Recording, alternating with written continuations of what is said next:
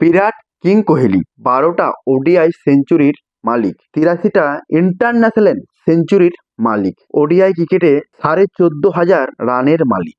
আরও অনেক গল্প শোনাবো আপনাদের। তার আগে আমাদের চ্যানেলটি সাবস্ক্রাইব করুন, আর যারা ভিডিওটি ফেসবুক থেকে দেখছেন তারা অবশ্যই ফলো করে দিন। ৩৭ বছর বয়সে পৌঁছেও দক্ষিণ আফ্রিকার বিরুদ্ধে first ODI match king Kohli যেভাবে ৭-৬ মেরে অপোনেন্ট টিমকে বুঝিয়ে দিলেন যে আই অ্যাম কিং, তাতে মনে হচ্ছিল যে আমরা কোনো তরুণ ক্রিকেটারের খেলা দেখছি। হিন্দিতে একটা কথা প্রচলিত আছে যে ঘায়েল শের কি শ্বাসে উস্কি দাহাল সে ভয়ানক, অর্থাৎ একটা আহত সিংহর নিঃশ্বাস তার গর্জনের চেয়েও ভয়ঙ্কর। হ্যাঁ, বিরাট কোহলি সেই আহত সিংহ, কারণ ভারতীয় ক্রিকেট বোর্ডের নগরা রাজনীতির শিকার মানুষটা। টেস্ট ক্রিকেট থেকে অবসর নেয়, টেস্টে ১০,০০০ রানের মাইলস্টোনটাও পূরণ করা হলো না তার।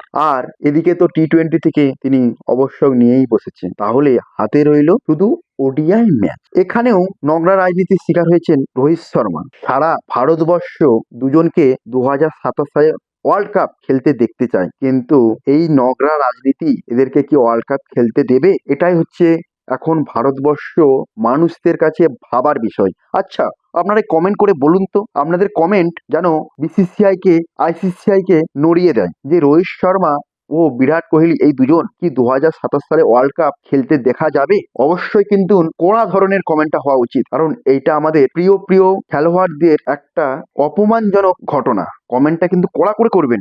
আর যারা এতক্ষণ ধরে আমাদের ভিডিওটি দেখলেন তাদের সবাইকে জানাই আরো একবার ধন্যবাদ। জয় হিন্দ।